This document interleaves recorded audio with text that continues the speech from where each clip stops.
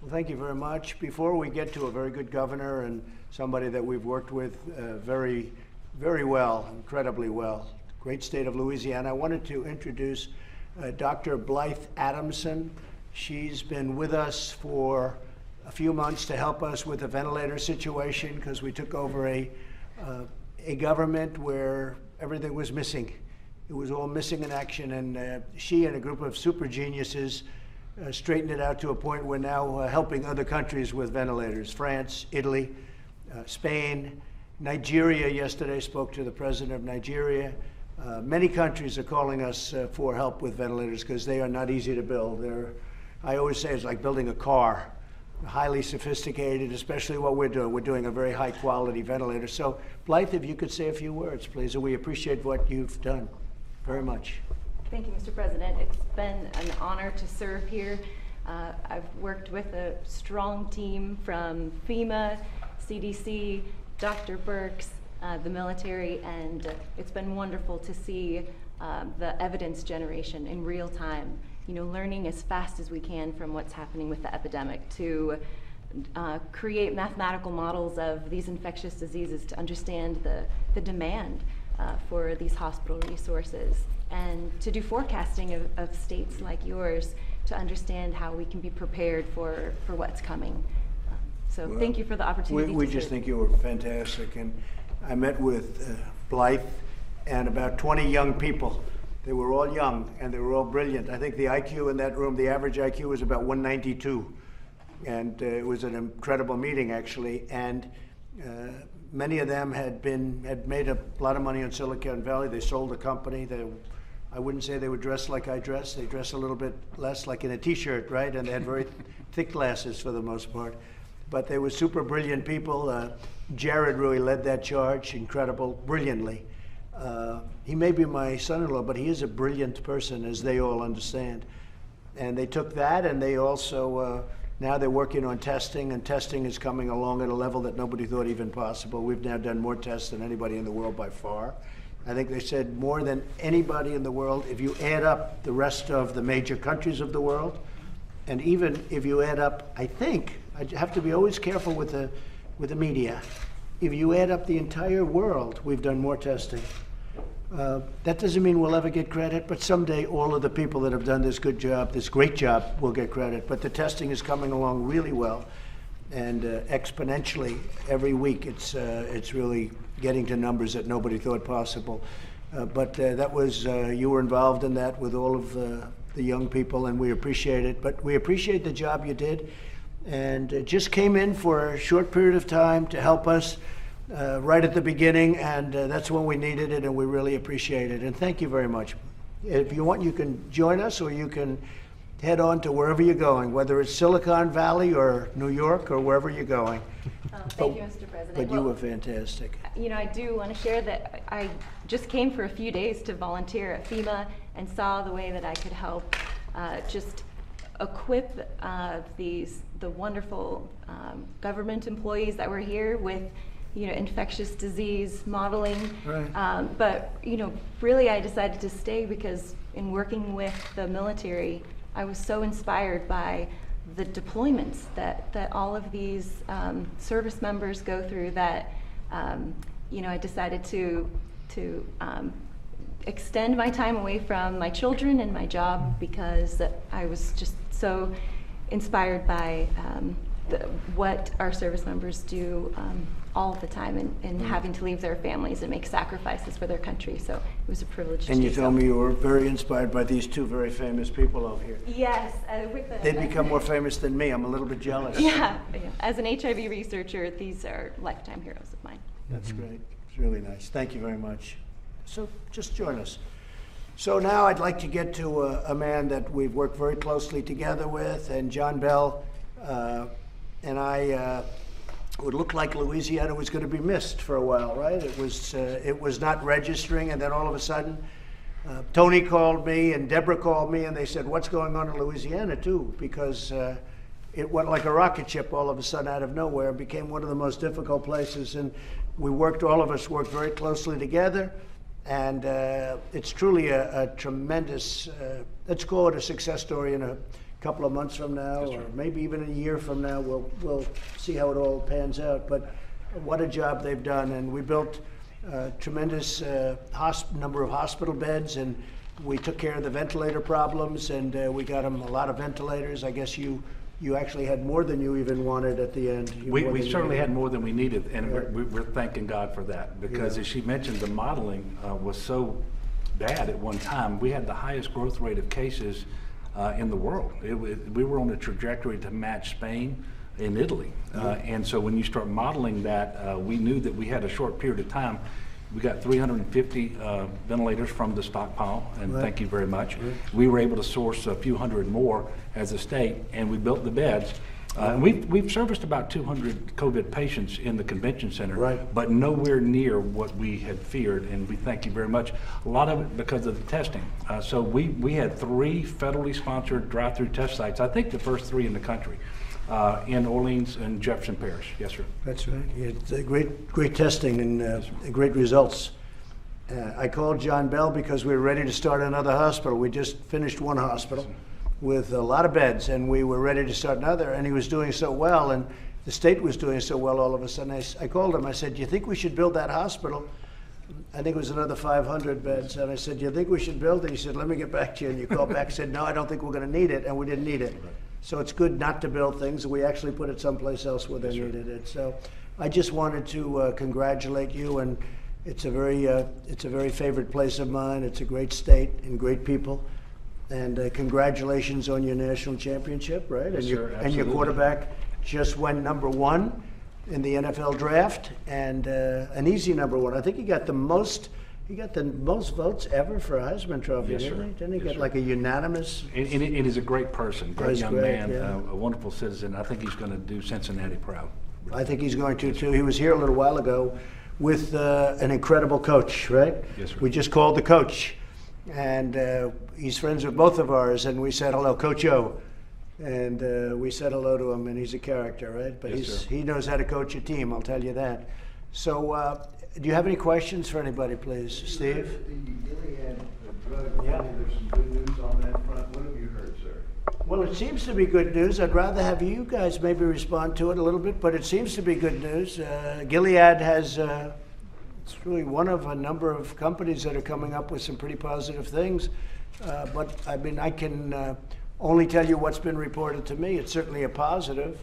We'll have to see how it all works out. I mean, I could do it later after you do that and present a little bit detail, because it's quite good news, and That's I'd be good. happy to share You it want to with talk you. about it now? Yeah, Go ahead, yeah. please. Okay, so a trial that the National Institute of Allergy and Infectious Diseases, which is the institute I direct, sponsored, called the Adaptive Covirus Disease Treatment Trial, or ACCT-1, was started in February 21st of this year, and it was a randomized placebo-controlled trial comparing the Gilead drug remdesivir with a placebo.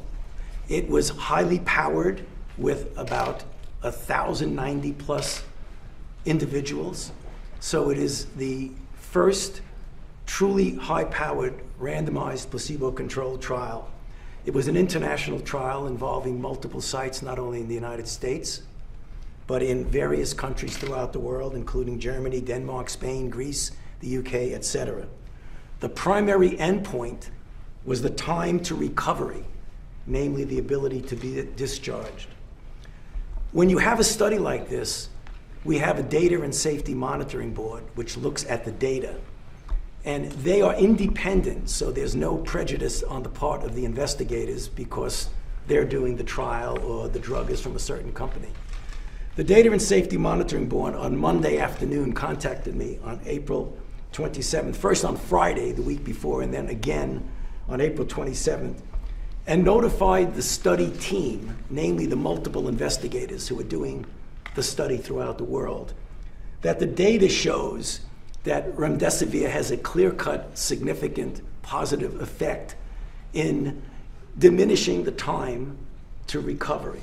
This is really quite important for a number of reasons, and I'll give you the data. It's highly significant. If you look at the time to recovery being shorter in the remdesivir arm, it was 11 days compared to 15 days. And that's a p-value for the scientists who are listening of 0.001. So that's something that, although a 31% improvement doesn't seem like a knockout 100%, it is a very important proof of concept. Because what it is proven is that a drug can block this virus. And I'll give you an example in a moment of why we think, looking forward, this is very optimistic. The mortality rate trended towards being better in the sense of less deaths in the remdesivir group. 8% versus 11% in the placebo group. It has not yet reached statistical significance, but the data needs to be further analyzed. The reason why we're making the announcement now is something that I believe people don't fully appreciate. Whenever you have clear-cut evidence that a drug works, you have an ethical obligation to immediately let the people who are in the placebo group know so that they could have access. And all of the other trials that are taking place now have a new standard of care. So we would have normally waited several days until the data gets further, dot the I and cross the T. But the data are not going to change. Some of the numbers may change a little, but the conclusion will not change. So when I was looking at this data with our team the other night, it was reminiscent of 34 years ago in 1986 when we were struggling for drugs for HIV. And we had nothing. And there was a lot of anecdotal reports about things that maybe they worked, maybe not. People were taking different kinds of drugs.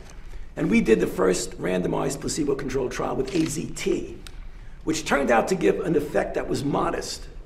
But that was not the end game, because building on that every year after, we did better and better. We had better drugs of the same type, and we had drugs against different targets. This drug happens to be blocking an enzyme that the virus uses, and that's an RNA polymerase. But there are a lot of other enzymes that the virus uses that are now going to be targets for this. This will be the standard of care. And in fact, when we look at the other trials we're doing, we were going to do a trial with another antiviral.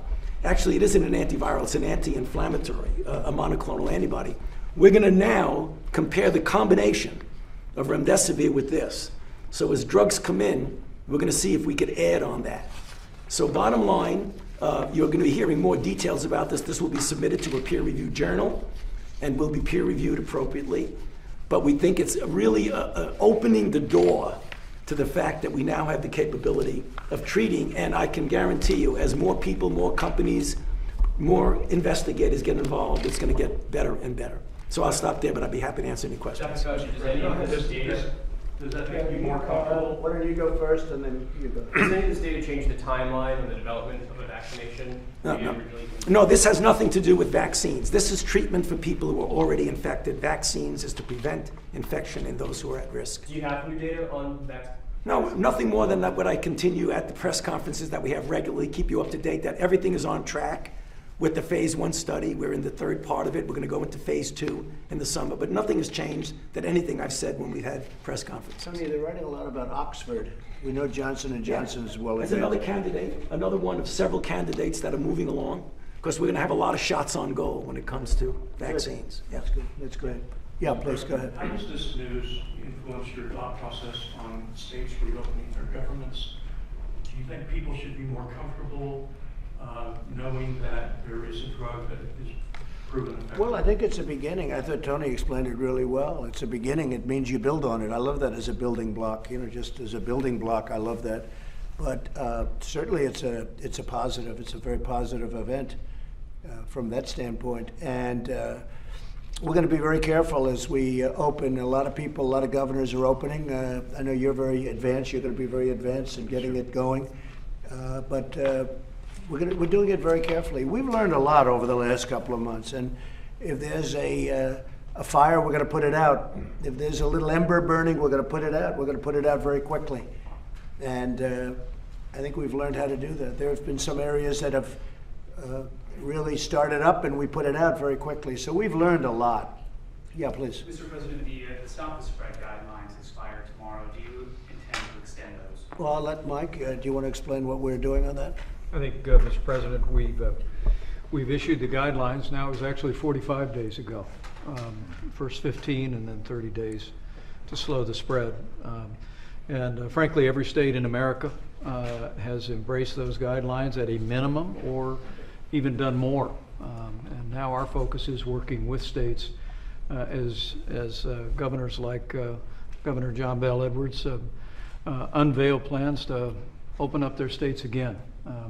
And the new guidance that we've issued is guidance for how they can do that safely and responsibly. And so the not only the gating criteria for when we believe it's appropriate for states to enter phase 1 are included, but also the very specific guidelines for when states open and how they can open in, as the president said, in a safe and responsible way are included in the president's guidelines for Open Up America again. So the current guidelines then will not be extended? The current guidelines, I think you can say, are very much incorporated in the guidance that we're giving states to open up America again, but maybe, Mr. President. And I think a Dr. way Burks. of saying it, they'll be fading out because now the governors are doing it. I've had many calls from governors, Governor of Texas, Greg Abbott, and many governors, Tennessee, Arkansas. We're speaking to a lot of different people, and they're explaining what they're doing, and I am very much in favor of what they're doing.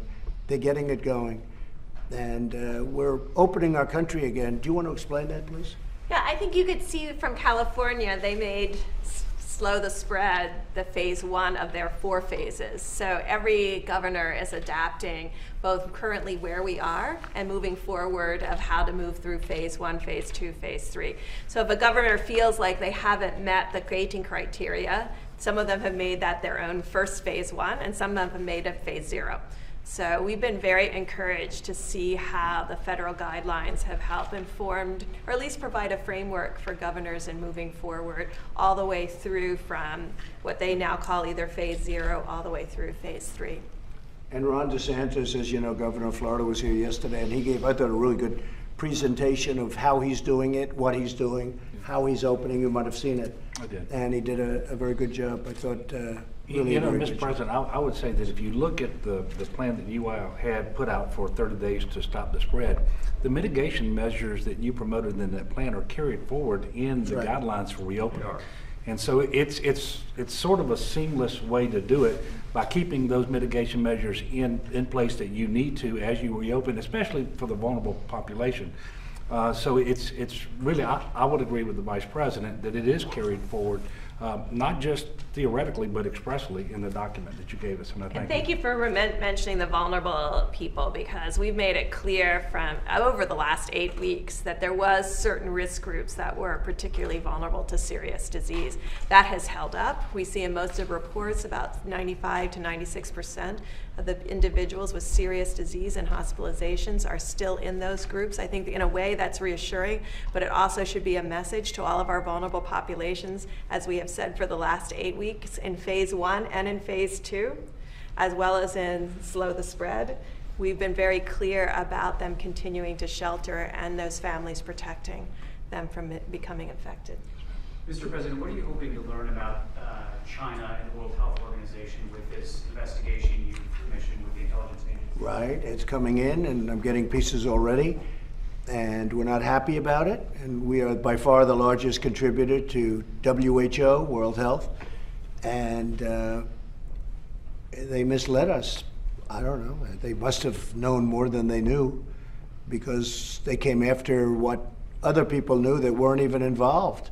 We knew things that they didn't know, and either they didn't know or they didn't tell us, or you know, right now they're literally a pipe organ for China. That's the way I view it. So we're seeing, and we're looking, and we're watching, and again, we give $500 million. We have over the years from 400 to 500 for a long time, for many years, and China is giving $38 million, and yet they seem to work for China. And they should have been in there early. They should have known what was going on, and they should have been able to stop it at you talk about stopping the spread or stopping the embers. That could have been stopped there. And then why did China allow planes to fly out, but not into China, but they allow planes to come out? And planes are coming out of Wuhan, and they're coming out. They're going all over the world. They're going to Italy, very very big time to Italy, but they're going all over the world, but they're not going into China. What was that all about? So we had to you'll hear. We're coming up with a very distinct recommendation, but we're not happy with it. We're not happy with it. Even today, I've heard some statements that are very positive. There's nothing positive about what happened in China having to do with this subject. Nothing positive at all. And I finished a number of months ago with a trade deal, and you would have thought it would have been like somebody would have said, hey, they could have stopped that at the source. They didn't have to let airplanes fly out and loads of people come out. And we're lucky, as Tony said, we're lucky that we stopped it in January, flowing into our country from China, outside of our citizens. You know, people now say, oh, well, you shouldn't have let our citizens back in. Let's forget about that one. We're lucky we stopped in January. A lot of people, long after that date, as you know, thought that the measure that I took was much too strong. John Bell, we're lucky we stopped it then. You know, we put a border, we put a ban on people coming in from China. So we'll have a recommendation pretty soon, but we are not happy with the World Health Organization. That I can say. Mr. President, what, on the World Health Organization or a recommendation on China? On World Health with China to follow. Mr. President, can I ask a question of Dr. Fauci? There was also a study out of China of remdesivir that came out today that didn't find a significant statistical significance with treatment. I'm wondering if you saw that. It was a Lancet study, and why that. Yeah, it's an underpowered study, and it's not the kind of study where, that's the reason why I was very explicit in saying this is a randomized controlled, placebo-controlled trial that's powered to the tune of over 1,000 in hospitalized patients. And the endpoint was a clear endpoint, the time that you essentially are discharged, and the secondary endpoint to death. So even though, I mean, I don't like to poo-poo other studies, but that's not an adequate study, and everybody in the field feels that. Mr. President, what can you do to help businesses with liability issues as workers come back in states that have opened up? Well, as you know, we just worked with the meat processors, and if you think about it, a form of delivery, we have tremendous product, we have ample supply, but there was a bottleneck caused by this whole pandemic, and it was potentially pretty serious. And I just got off the phone with the biggest in the world. I mean, the biggest distributors there are, and the big companies that you've been reading about. They are so thrilled, they're so happy, they're all gung-ho, and we solved their problems. We unblocked some of the bottlenecks, and I'm sure you've seen it, I'm sure you've heard. I spoke to him about 2 hours ago, signed something very important last night in terms of Defense Production Act. And it was very important. They were so happy. They're like, it's like a new business for them. They were being very unfairly treated, very unfairly treated. So the farmers are very happy, and the ranchers, and the companies that we're talking about. You know the ones I'm talking about, because they've all become very well known. They were well known anyway. They're big companies, but they're now being treated fairly. They're thrilled, and that whole bottleneck is broken up. So the Defense Production Act protects them from Well, liability? we used it. That's what we did. We used it, and it helps them greatly to do what they have to do, because they're ready to do it, but they needed some help. How do you protect the workers, though, in those plants? What are you doing? Well, we're doing that. We're going to have a report on that probably this afternoon. We're going to have a good form of protection, and through quarantine, when we find somebody that's not, they're going to be very careful. They are, as to who's going into the plant, and the quarantine is going to be very strong. And we're going to make people better when they have a problem. We're going to get them better. Hopefully, they're going to get better. You know, we have a very good record of having people getting better. A lot of people don't talk about that, John Bell, where people go in statistically, but you don't read about the tremendous success we've had. We're just about #1 in the world in terms of success. Germany's doing well. We're doing well. A couple of countries are doing okay, but we're doing very well. So the statistics are very good on that. So we're gonna get them better. Yes, Steve? Just a quick follow-up to Dr. Fauci. When might we see remdesivir on the market? How soon might we see that? Well, right now it's happening that the FDA, literally as we speak, is working with Gilead to figure out mechanisms to make this easily available to those who need it. With regard to getting to the market, we'll obviously have to be approved by the FDA for licensure, and the FDA is very well aware that this is something that is very important, so I'm sure they're going to be moving very expeditiously. But I can't give you a date. Tony, would this be used in the earlier phases or in the late Well, phases? again, this, and thank you for that question, because there are a lot of different permutations. This is in hospitalized patients, and the endpoint was the time to discharge. So it's unclear yet right now from this study whether or not it would be better for early. We don't know. It could be. But we only make statements about what we've proven. And the only thing that's been proven now is in hospitalized patients. So good question, but we don't have the answer yet. Thank you. Mr. President, fiscally speaking, GDP shrinks 4.8%. Curious your reaction on that, and what, if anything, you want to see out of another possible stimulus package? So if you look at what's going on in the market, where the market's at 24,000, and this came from us blind. We never knew. We had the greatest economy ever in the world, in the history of the world. We had the best economy. I say it openly, nobody even challenges it. And they would if they thought I was wrong. We had the best economy ever, and we're going to have it again. What happened is, look at the market today, 24,000, above 24,000, I think, Kevin. In fact, I'll ask you to say a couple of things about that.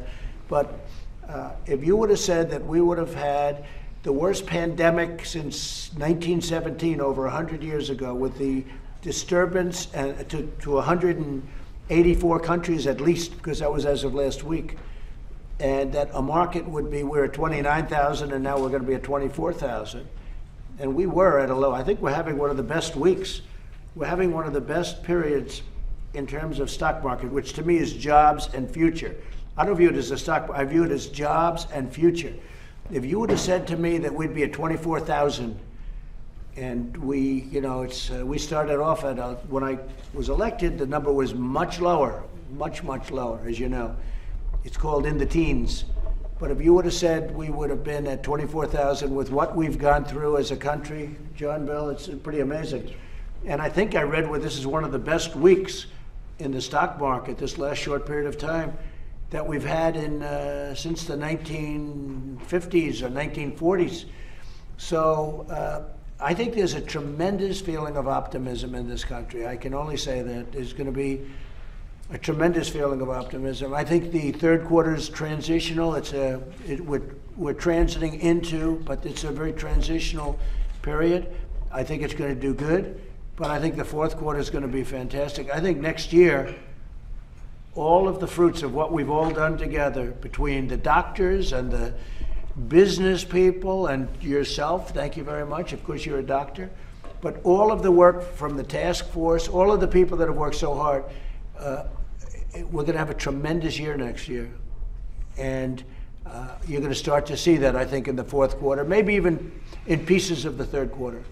But that's, again, very transitional. Mr. President, with all the spending, though, is there like a day of reckoning coming with over $2 trillion spending? No, it's about growth. It's about growth. We're going to be in great shape because we're growing. And we could have done it the other way. You don't spend anything and you're flat for years. You know, there are ways of looking at it. You have to throw money at it, but we're throwing money at the people that lost their job unfairly. You saw some of the people yesterday in the White House where they were down and out, and we came along and helped them. So we could have been flat for a long time as a country, or we could grow. I think you're going to see tremendous growth. It's a stimulus, and it's a great stimulus. Now they want more stimulus, and they're pushing for things, though, but I don't know that we should be working with states that have been suffering through bad leadership or bad management for 25 years, and we're supposed to fix that. So we're going to have to talk about that. Mr. President, maybe they should have brought that up sooner. About Captain Crozier, would you like to see him return? I think he's I don't know him. I've never spoken to him. I think he's a very, very good man who had a very bad day. And then he wanted to be Ernest Hemingway. You know, he starts writing long memos. You can't do that when you're a captain of a ship, especially that ship. That's the ultimate nuclear aircraft carrier, the best in the world, 5,000 crew members, and he decides to become Ernest Hemingway. You can't do that. You can't do that. With that being said, I said he had a bad day. We all have bad days. Secretary Esper asked for your advice on how to proceed. Well, I don't want to comment, but I have my feelings on it. And I just think he's a very good man who had a bad, and I think the acting secretary is a very good man also. And he had a bad day. They both had bad days. You want to know the truth? They both had bad days. And that can happen. They were under a lot of pressure because it went very public. And so they'll be seeing me at a certain point. But I think he's a very good man. I think they're both very good men. But you know, when you talk about spreading, so it started with 2 people, then it went to 12 people, then it went to, I got a report yesterday, it was 851 people. Now they have 5,000 people. So it starts with a little group. And then a few weeks later, how long is that? 4 weeks. 800 and some odd people. And they're sailors, they're young. There is 1 death, as you know. There's 1 death. There's about 10 people in the hospital right now, but we expect all to get better. But there is 1 death out of it. But that spread like wildfire, right? Think of that. You know, it was 2 and 12, but then we thought it ended at 41. You didn't think so. I don't think you thought so, right?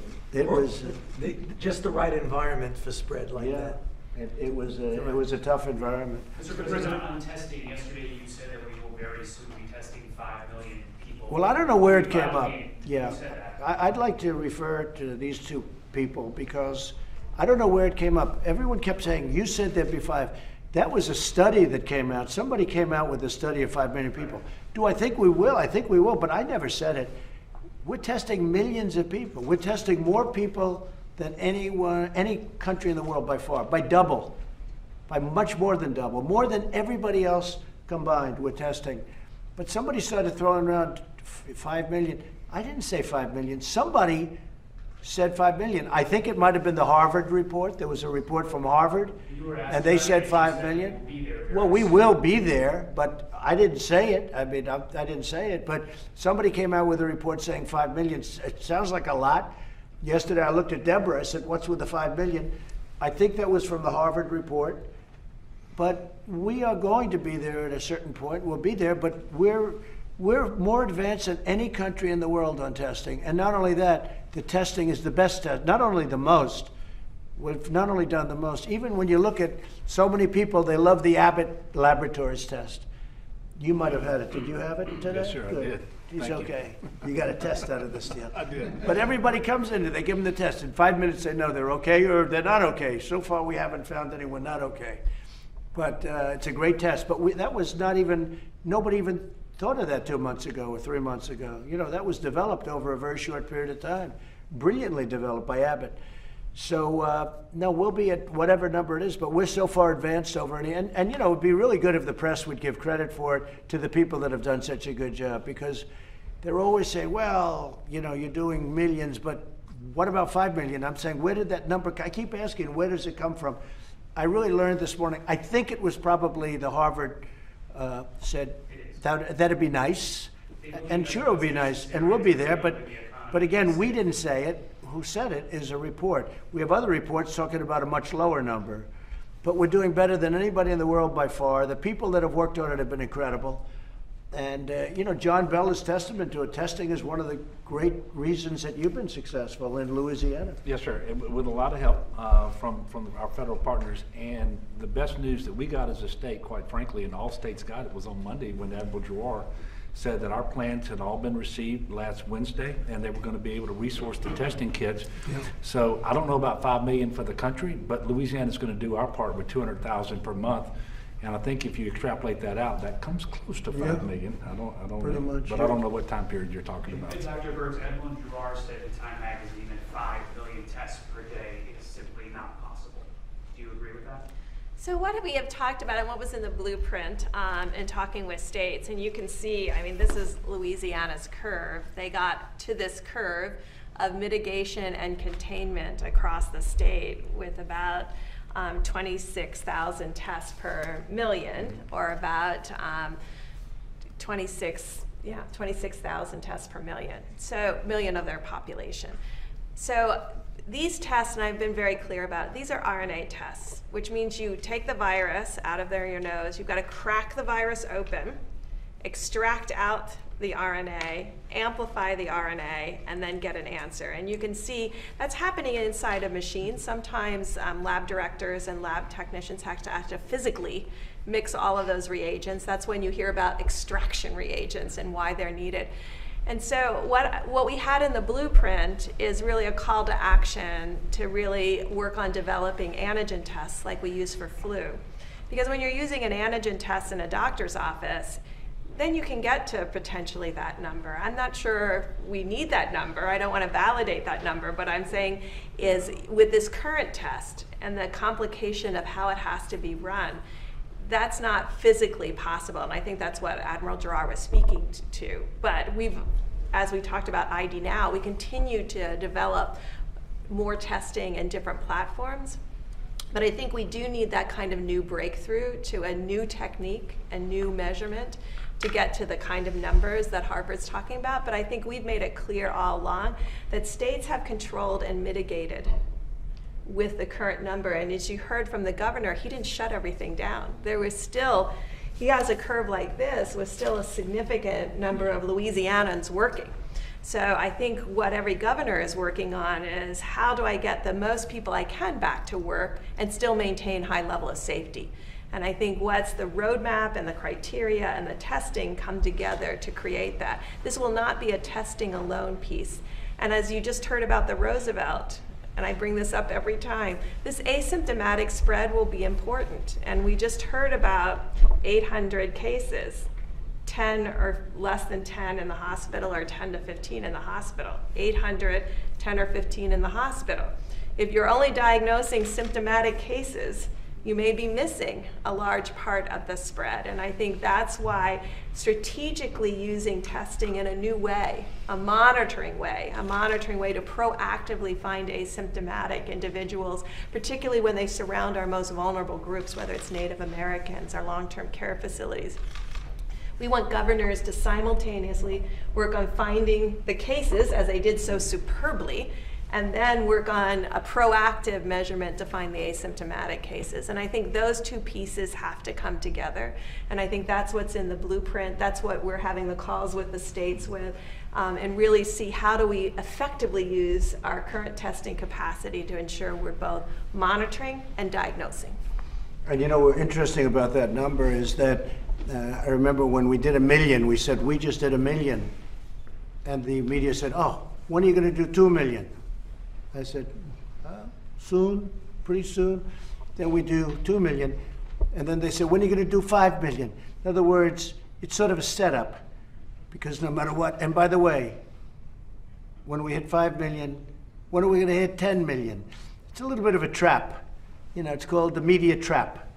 It pertains to me, it doesn't pertain to other people, but it's what I've had to experience for 5 years. Is there a number that indicates to you that it is? Well, I don't know. I heard the 5 million is totally unnecessary. Now, that doesn't mean we're not going to hit it pretty easily, but again, I think it's a media trap. I think the number,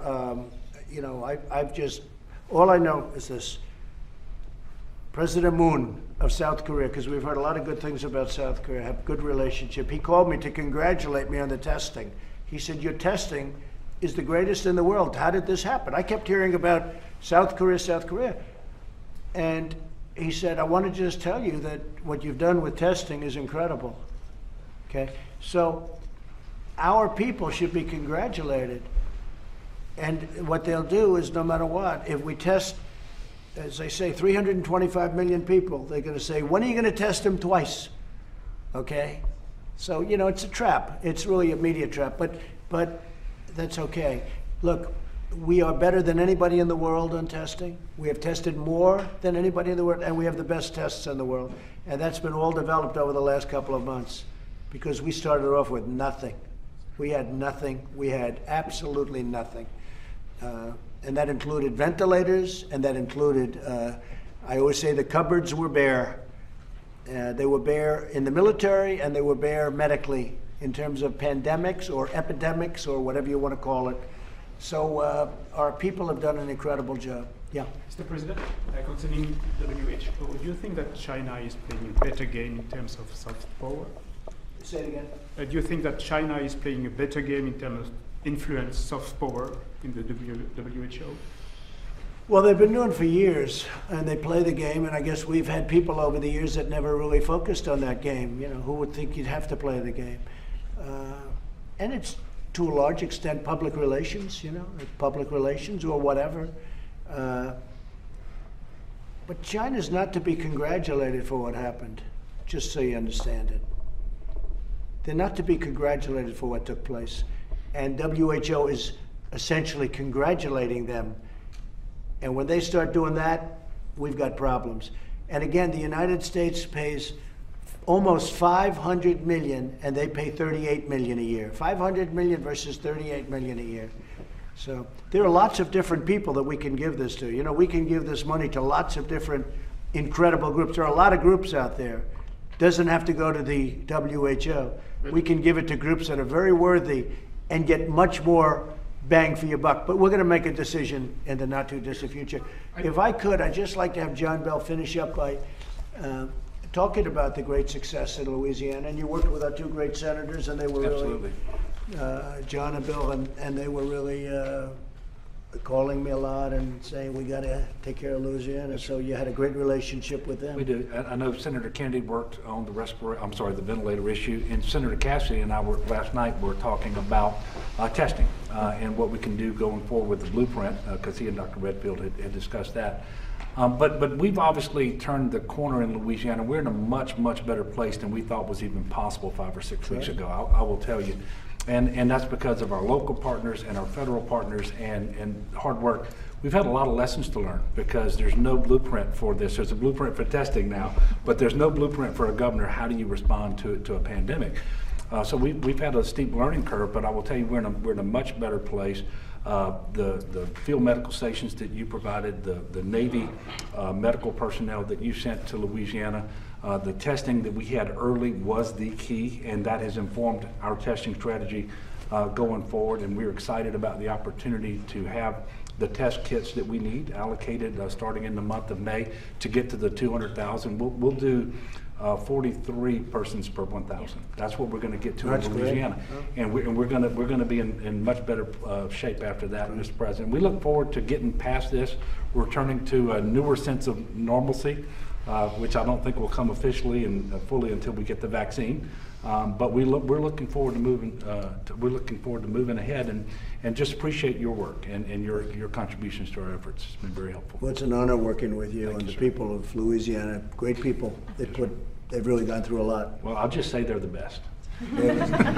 I'll tell you what, they're right there. I agree. They're great people. Do you feel like you have enough test kits and supplies to run as many tests as you think you need? Well, what I believe is that with the commitments that were made this past Monday by Admiral Giroir, that having looked at all 50 state plans for testing going forward, that they've committed to resourcing Louisiana's request for 200,000 test kits per month. That gets us to 43 out of every 1,000 tested every month. We believe that that's sufficient for us to move forward as we are able to start reopening the economy. We know the lab capacity is there. We have Dr. BU here with me. He's done a phenomenal job. He's responsible in large measure for that curve coming down. And so we feel pretty good at that level. And that's one of the reasons I wanted to be able to come up here today at the President's invitation to thank him for that commitment. Because this, I'm only speaking for myself, but having been part of all the calls with the governors, this is the big piece that we've been looking for. And with that commitment, we really feel much better about going forward. That's great. Great job. Would you like to say something, Doctor? We know the importance of testing. We can't treat what we don't find. And early on, we knew that we had a problem, and we knew that we needed to surge our testing. And so we were grateful to have that support, especially in the epicenter in New Orleans, in the parishes right around there, so that we could get a sense of what's going on with COVID. And then we've continued that pattern through the rest of the state. Well, it's been great, and all of that is coming. Everything went, and now it's coming, and you'll be in a position. I think you said 43. That's a big number. That's a great number. If you could do that, that'd be a fantastic number. One thing I think I'd like to just finish by saying, so we reached 1 million cases, and that's a tremendous amount. And the reason is because of testing, because other countries don't test. So if you don't test, you're not going to find cases. The reason we have 1 million, take a look at number 2. Number 2 is a fraction of that, because they don't test. They don't have the ability to do what we're doing. So it's a number that in one way sounds bad, but in another way is really actually an indication that our testing is so superior. I mean, to think that we have more cases than China. Does anybody really believe that?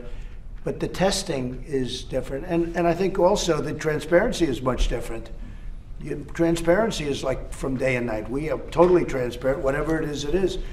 But because of our great testing and because of what we've done and the amount we've done, we are able to point out far more cases than anybody else has. If other countries did the kind of testing that we had, now we're a much bigger country than most also in terms of people, but if other countries did this kind of testing, you'd see numbers that would be much different. Okay? Thank you all very much. Thank you. Thank you very much. Well, thank you very much, everybody. A lot of progress is being made, as you see. And we're reopening our country, and it's very exciting. And it should have never happened. This plague should never have happened. It could have been stopped, but people chose not to stop it. And it's a very sad thing for the world, 184 countries at least. But it's a great honor to have you with us, friends of mine, who have been truly great business leaders and are great business leaders. And you're opening up your company again, too, if you think about it, right? You're sort of doing a reopening. But they're great companies, and they'll do very well, hopefully better than ever before, and that's what we're seeing. We're seeing tremendous pent-up demand, and it's a beautiful thing to see. So it's wonderful to have America industry leaders, and that's what you are, true leaders, to the White House. You've been here before, all of you, and we've talked about it in different times. We built the greatest economy in the history of the world, and nobody even disputes that. And one day they walk in, they say, sir, we're going to have to close it up until we get rid of this hidden enemy, this terrible scourge. And that's what we did, and we did the right thing. We did an incredible job. We worked with the governments. We worked with states all over the country. We had no ventilators, or very few, from previous administrations. And we became the king of ventilators. We have thousands and thousands of ventilators. We're now helping other countries with ventilators. We had old-fashioned tests that didn't work. They were really obsolete. They didn't work. They were broken.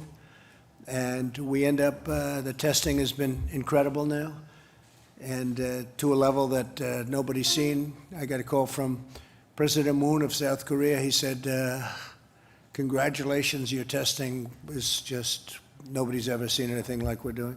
We've tested more than all countries put together, and millions of tests, and the highest quality test. But it's great to be with you. We're joined by Matt Maddox of Wynn Resorts, Chris Reynolds of Toyota, Chris Nassetta of Hilton, Josh Bolton of the Business Roundtable, Walt Immer of Waffle House, and thanks to Vice President Mike Pence, Secretary Steve Mnuchin, and Secretary Eugene Scalia. That Scalia has very good genes. Where's Scalia? He has very good genes, that guy, I'll tell you. Scalia, he's got the Scalia genes, right? We all know what that means. We mourn, and I have to say this so strongly, we mourn every life tragically lost to the invisible enemy, and we're heartened that the worst of the pain and suffering is going to be behind us. We think we really have crossed a big boundary, and much better days are ahead. And I often say I see the light at the end of the tunnel very strongly. This demand is going to be incredible. I think next year is going to be an incredible year for our economy. I think the fourth quarter is going to be really, really good. Kevin, we were talking about that before. You maybe will say something. And we're going to be in a transition quarter next quarter, the third quarter. And I think we'll do very, very nicely there from an economic standpoint. But thanks to the devotion of the American people, the number of new cases continues to decline. The United States has now conducted nearly 6 million tests, far more than any other nation, as I said. So many tests, and so much has been learned about what we're fighting. And if it does rear up a little bit in the fall, or even a lot, we'll be able to put it out. We'll put out the embers, or we'll put out the flames.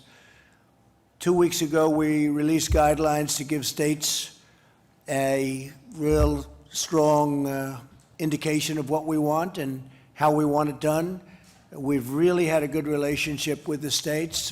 Mike Pence has worked very, very hard with the task force. He's headed the task force, so importantly, with a great group of people. And it's just been incredible what's taken place over a very short period of time, including the gowns and all of the surgical equipment and the safety equipment and masks. People don't talk about masks anymore. That's the other thing. They're not talking about masks. They were talking about where are the masks, because we had a cupboard that was bare. We didn't have a lot of equipment or medical supplies in the cupboard that we inherited. Now we're taking in millions and millions of masks. I'll give you a number that you won't even believe we have in order. 500 million masks coming in.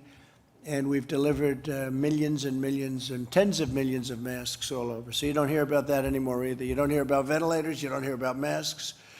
And you shouldn't be hearing about testing, but that's the last thing they can complain about, I guess. You know, if we do 2 million tests, they said, how come you didn't do 3? Well, we do 3, and then they say, how come you didn't do 4? That's like a dream for the media. But we've done incredible with testing, and you'll see over the next coming weeks. Mike, you may want to speak about that a little bit, but over the next coming weeks, you'll see some astonishing numbers. I don't know that all of that's even necessary. You have some governors that love the tests. You have others that like doing it a different way, an old-fashioned way, with some testing, but we're going maximum testing. We've encouraged the more than 30 states that have taken steps to resume economic activity already. We've given them tremendous encouragement and support. We're backing them 100%. You know, many governors have called me, telling me their plans, laying them out. Governor of Texas, Oklahoma, Governor of Arkansas, many, many governors. I spoke with Governor Cuomo. We had a great talk today on a different subject, but he wants to get open. Everybody wants to get open. They want to get open, and they want to get back to business. And their constituents, the citizens of this country, want to get back. And that's what's happening. So I just want to perhaps start off by introducing our vice president, and then we'll go around the table, and you'll introduce yourself and say a few words to the media. You're covered by very serious media out here. The audience can't see it, but these are the most wonderful human beings. Actually, this is a nice group. I can't imagine. We actually have a nice group of people. But Mike, if you could say a few words, please, that would be great, and then we'll go around the table. Thank you. Thank you, Mr. President. I want to thank all the distinguished business leaders who are here and the literally millions of Americans that are employed at the businesses represented around this table. It's remarkable to think, Mr. President, that before the coronavirus epidemic came ashore, we had seen extraordinary growth in the American economy, not just the stock market setting records, millions of new jobs, more Americans working than ever before. But in January, when you stood up the White House Coronavirus Task Force, you said we had one mission, and that was to save lives and to make sure that that the healthcare providers in America would be able to render the level of care to any American struggling with the coronavirus that we would want our own family members to have. And thanks to your leadership, thanks to the partnership that we forged with states across the country, working with local health officials, Mr. President, as you said yesterday, we have light at the end of the tunnel. We really are encouraged by the progress in even the hot spots around the country. Cases are leveling off, and in some areas going down. Hospitalizations are declining, even in the greater New York City area. That's a testament to the American people, to the way the American people now nearly 45 days ago embraced the guidelines to slow the spread. And as we come to the end of this mitigation period, states across the country have all embraced those same mitigation and social distancing efforts. The American people have put them into practice. We've saved lives. We've protected the vulnerable. We've preserved our healthcare system, and we're well on our way to healing our land. As you mentioned, testing will be a part of how we move to the next stage. It was just on the 16th that you laid out a plan for opening up America again. And as we sit here today, I'm I'm informed that 35 states have already released formal opening plans, many of which are consulting directly with our team here in the administration, and we're going to continue to work with all of them. Testing is a major part of it, and I can assure you, Mr. President, and the American people that we'll continue to scale testing across the country. We're doing more than 1 million tests a week now, 5.8 million tests total. We expect by next month very quickly to be at a capacity to do more than 2 million tests a week. We laid out our blueprint for testing, and as I heard again today on a conference call with America's governors in agricultural states, there's great enthusiasm for the blueprint for testing that you unveiled earlier this week, and we'll be surging supplies and resources and reagents into the states to support that increased testing. But we know that ultimately we've got to find a way to help America get back to work, and having the opportunity to hear from these business leaders about best practices that businesses are considering, whether they be restaurants like Waffle House or major corporations and hotels. We welcome that. We look forward to partnering with you, as the President said. America works when America is working, and we're absolutely committed, as soon as it is safe and responsible to do so, to partner with governors across the country, partner with businesses across the country, and open up America again. So thank you, Mr. President. Thank you very much, Mike. And just before we go around, Puritan Medical Supplies, a wonderful company, will produce 40 million additional swabs per month starting in May. They've opened up a very big process, and that was funding authorized by the Defense Production Act. So that'll help the states. And again, we're there to help the states. A lot of states can buy their own swabs. It's not that big a deal, but we're here to help them. We want them to be successful. We had, as you know, the Governor of Louisiana in today, and we told that story, which has been a really great story. And we had the Governor of Florida in yesterday, and that was a great story. These were just incredible what's been happening. So maybe we'll start with my left, and Chris, you want to take it and tell them about, I know a lot about your company, but maybe a lot of people don't. Tell them the story. Indeed you do. Thank you, first of all, for inviting me back to the White House. I was thinking on the way down here today, I'm based in Washington, and I was here about 6 weeks ago. The world was a different place. We were not at the beginning, but we were in the thick of it fighting this war. And we've come a long way. We've made tremendous progress thanks to your leadership and the leadership of the administration that's represented around this table and otherwise. So thank you for that.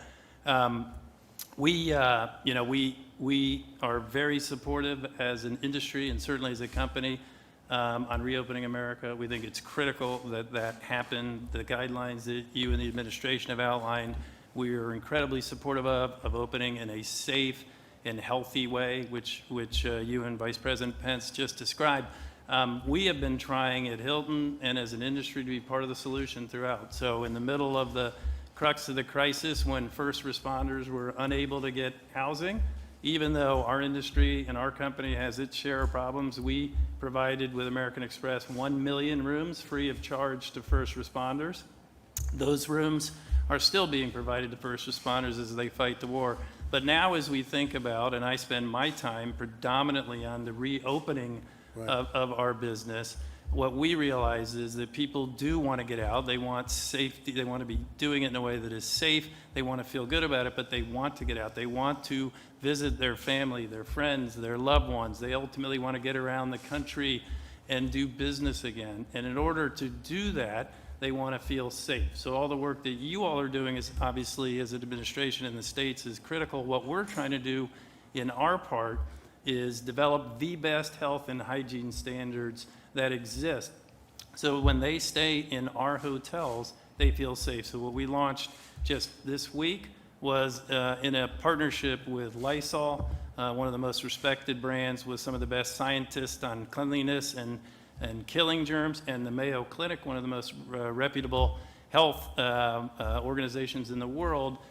We have developed and are working on the absolute best protocols so that when people come into our hotels, the rooms have been cleaned, they've been sealed, the public spaces have, and that they can feel safe and secure in that environment so they can get out and see the people they want to see and see this great country again like they used to. We've also been trying to work with the industry, and industry, to their credit, is trying to mobilize to create a consistent set of standards so that this isn't just Hilton. The whole industry, would have a set of health and hygiene standards that would make people comfortable. We will be sharing it with the administration, sharing it with governors already to try and create a standard. We stand ready as Hilton, and we stand ready as an industry to help get America open and moving again. That's great. Thank you very much. Great company, and you'll have it up and running again very soon. I know you very well, and you're going to do a great job reopening. We're reopening Hilton, and we're reopening our nation. A lot of companies are very excited right now. Steve, do you want to say just a couple of words about where we are with the different things, please? Well, I think, thank you, Mr. President, Mr. Vice President. It's great to see these companies here today.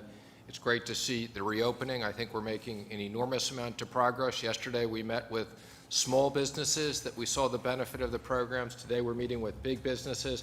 I was particularly pleased to hear from Chris. He's been able to access the capital markets. Just the announcement of our facilities with the Federal Reserve created liquidity so that public companies could access the capital markets and not need to come to the governments for support. Thank you. Thank you very much.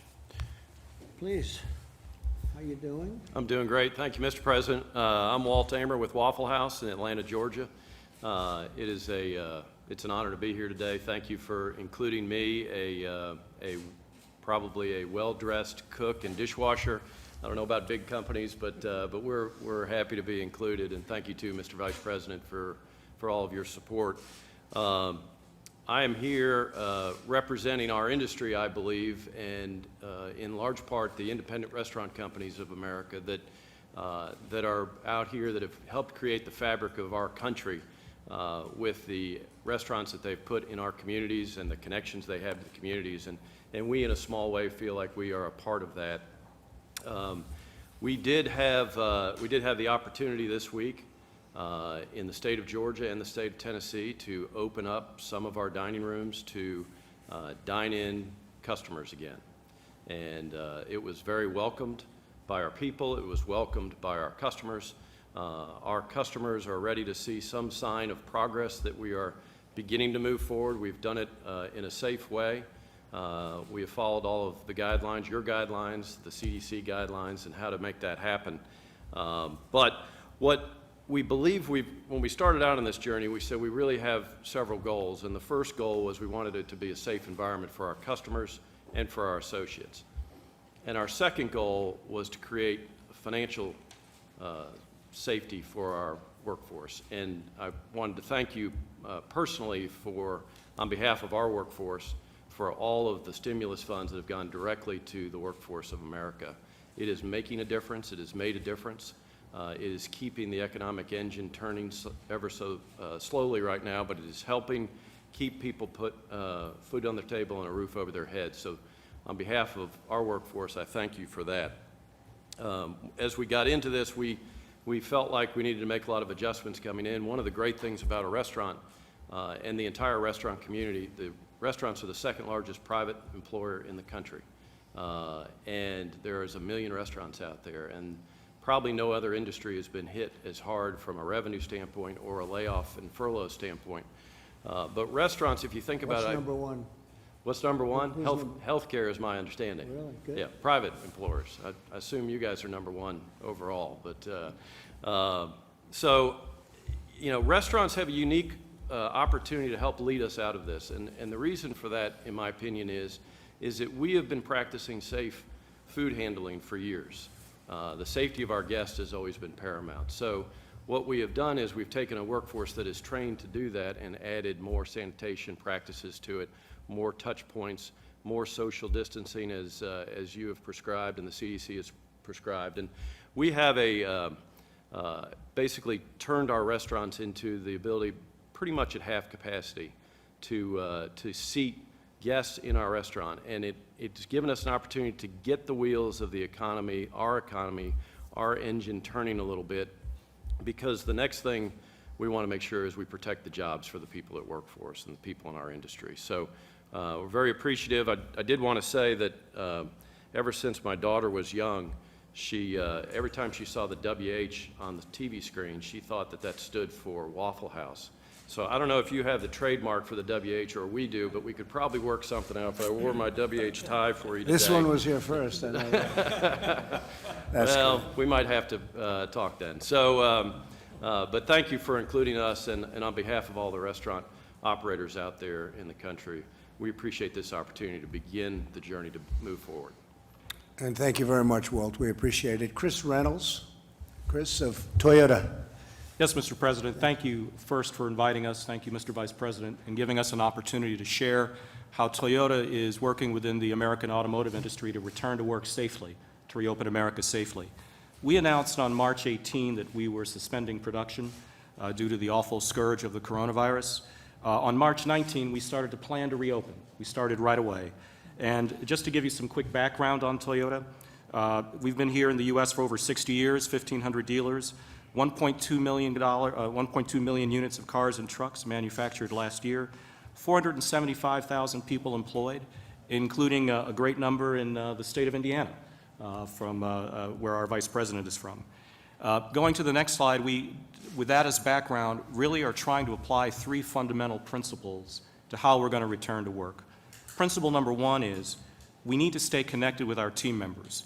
So every week we conduct phone surveys with all 32,000 of our factory workers, asking them how are they feeling, what's their health, what's their family's well-being, what's their confidence level in returning to work.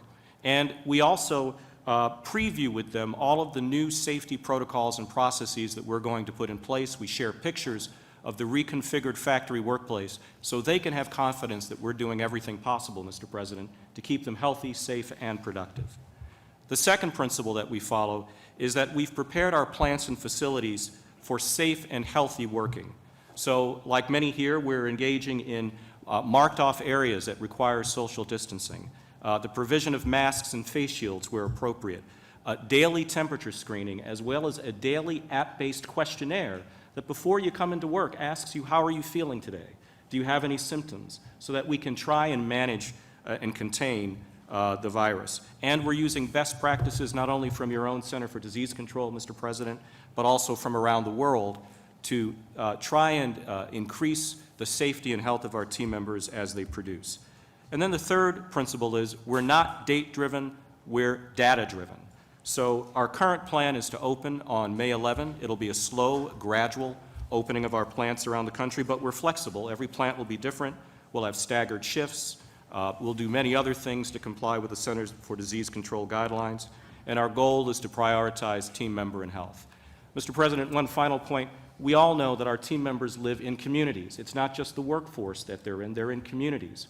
So what Toyota has done is it's tried to support the communities in which our team members live, including manufacturing 500,000 face shields just since the start of this crisis to distribute to healthcare centers, nursing homes, first responders around the country so that our team members can feel that we're also part of the community. And we've also put together, just released yesterday, a community service announcement aimed at those communities of color that have been particularly impacted by the lethal nature of this virus. This announcement includes celebrities encouraging everyone to engage in safe practices promoted by the Centers for Disease Control. So we think it's a holistic process. We think it's also a process that requires commitment, and thank you for the commitment that your administration has demonstrated. We're going to get through this as a family, Mr. President. Thank you. So, Chris, what's Toyota doing in Japan? Are they open? Are they semi-open? What's happening in Japan? Mr. President, in Japan, the situation varies prefecture by prefecture. It depends on the plant. Some facilities are operating, some are not, and that's really a function of both the situation on the ground in a given prefecture like our state, or it's a function of demand. So it varies, sir. Well, great job. You're going to have a great Olympics next year, too, by the way. Thank you, Mr. President. Really great Olympics. Thank you very much. Matt Maddox, please. Wynn Resorts. Hi, yes. Thank you, Mr. President. First, I'd like to echo what you're saying about testing and testing capacity. We have seen a real expansion in testing capacity in Las Vegas, so much so that our university hospital is going from a couple hundred tests a day to 10,000 tests a day. They don't have enough people to test. So I signed a deal with them to allow all WIN employees to get tests. anytime for free, and they're going to set up on-site testing. So that's moving forward. We also, during this time, decided to pay all 15,000 of our employees, from housekeepers to head of sales. Right. And we did that because I thought that could help accelerate the economy. So as an example, we took our call center, and we've had our call center team up with the health district to become contact tracers. We tripled the amount of contact tracing ability on us for our state to get that moving. Great. And we published a 23-page plan for the whole world to see 10 days ago that lays out exactly what we think a strip opening would look like. We have thermal cameras at our entrances. We have company-supplied PPE. We have just about every UV technology that you can think of for disinfectant. So we're ready, and I'm encouraging our state that we need to begin a phased approach and get back to business. So Matt, when do you think the Las Vegas Strip will be opening? Do you have any idea? So the plan that I put forward to the state is this week, let's start phase one, golf course, tennis courts, small restaurants, small retails, nail salons, et cetera, with social distancing in place. Judge the benchmarks that we've prepared. We prepared 3 benchmarks based on disease growth, ICU capacity, and testing positivity rate. We're going to have them out there public every day. If we're inside those benchmarks in 3 weeks, then on Memorial Day, I would hope that we're open. And you have a lot of excess testing capacity. That's great. We do. Others have said that too. We do. Ron DeSantis said it yesterday. So all 12,000 of our employees in Las Vegas can now go get a test. That's fantastic. Thank you very much. Great Sure. job. Say hello to all of my friends. I will. I All will, right. of course. Josh Bolton, please. Josh, Business Roundtable.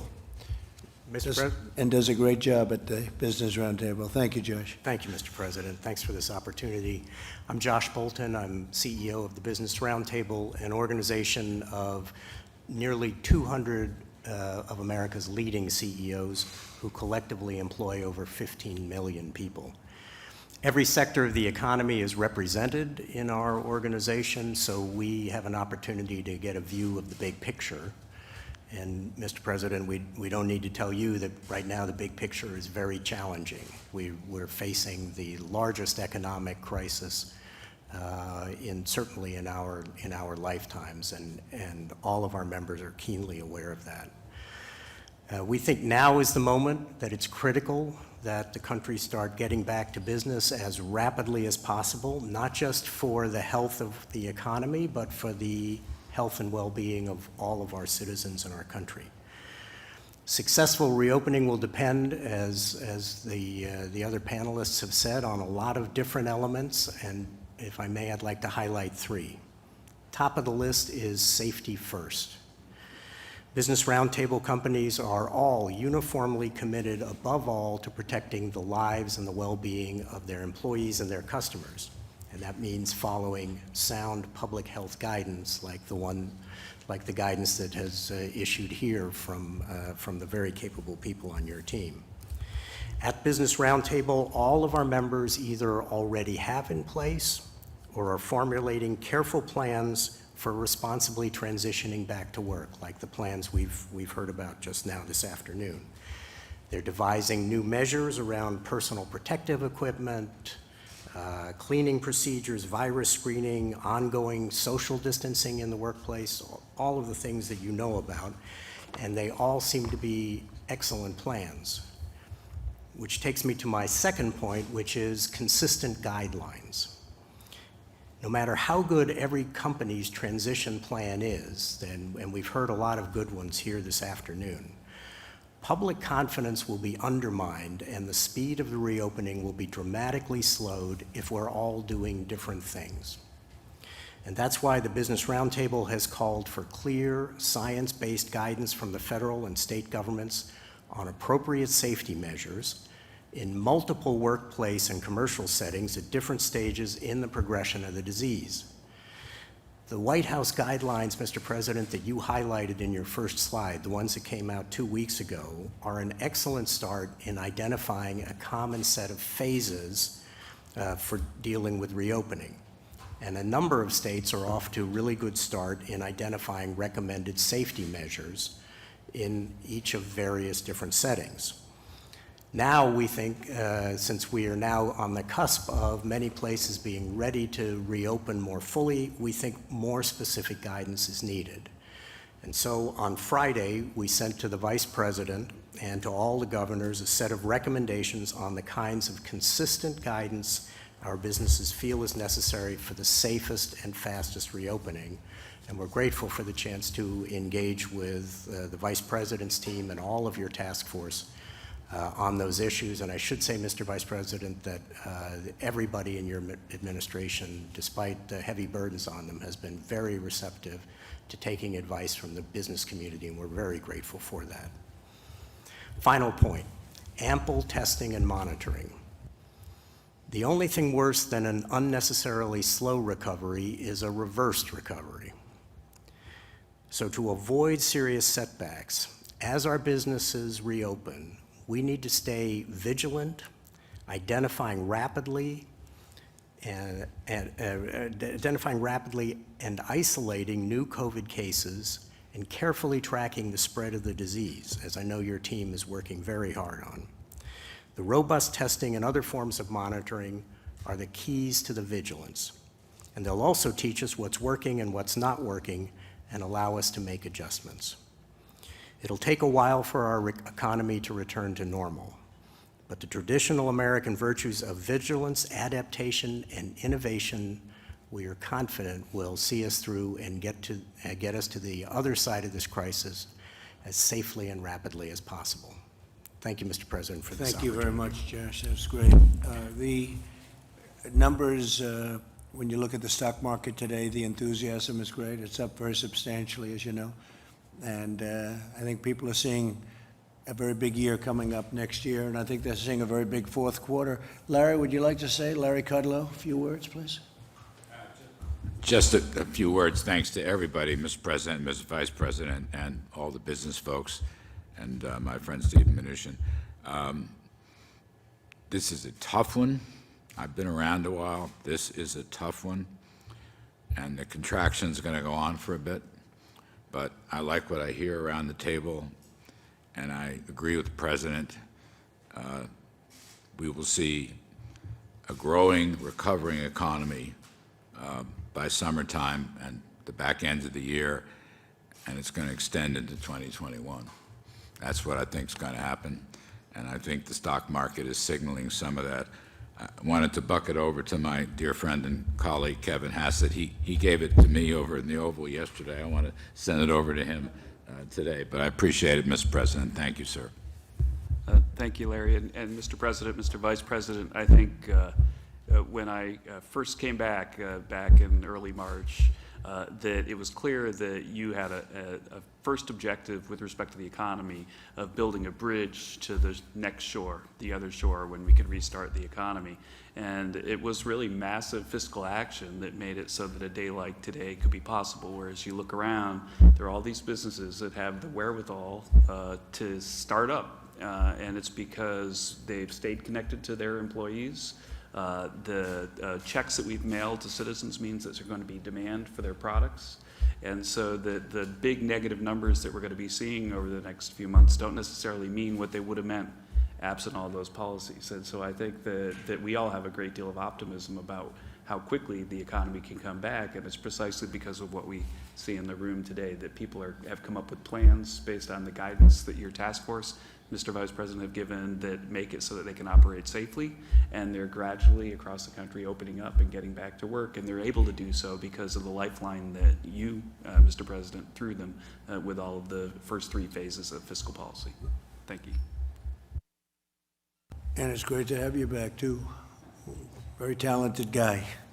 At least you made a lot of good predictions, and your predictions all turned out. Between you and Larry, that's a tremendous team. Thank you both very much.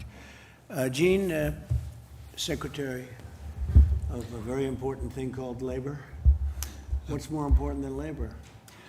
Well, it is so important. And Mr. President, I was pleased to be able to tell you earlier today that as of yesterday, all 50 states and the District of Columbia are now offering the additional $600 in unemployment insurance that was part of the CARES Act that you signed last month. This was an additional benefit on top of what the states we're already making available in unemployment, and one important part of your program to support workers during this difficult time.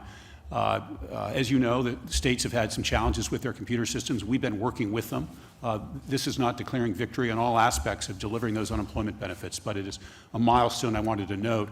I have been very pleased to hear the discussion among this group about all the steps that companies are taking to keep their workers safe.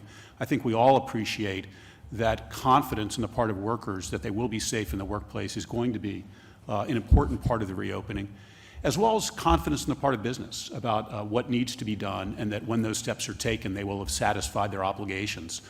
We at the Labor Department have been working carefully in conjunction with the CDC to provide guidance for a variety of different workplaces so that employers and companies know what needs to be done, and employees know as well. And we'll continue to do that. We're also receiving complaints from workers who worry about safe work conditions, or that they might have experienced some adverse action for raising safety concerns, and we'll look into those, and we have the tools that we need from an enforcement perspective if workers' rights aren't respected. But I'm so heartened to hear the steps that businesses want to take and are taking to support their workers. Just a last observation, Mr. President. As you and the Vice President said, just weeks ago, we were enjoying such an extraordinary economy, and there were reasons for that. There were policies that you'd put in place, lower taxes, deregulation, that were vital to what we enjoyed before. Right now, we're in a period of very important government intervention. We need that. But as we look forward to the department, I think it will be important to remember as well the limits of government, and that the single best thing for workers is a vibrant economy, and that often comes from allowing free markets and free people to go about their business. We'll keep that in mind, too. Thank you. Okay. Any questions for our panelists, please? Yeah, please. This could be a question for any of the business leaders, but there are polls that show that Americans say, the vast majority of Americans say, that once they're allowed to go back to restaurants, hotels, places like that they won't, because they don't feel safe. So are you worried that until there is a vaccine, people really won't come back to some of these businesses?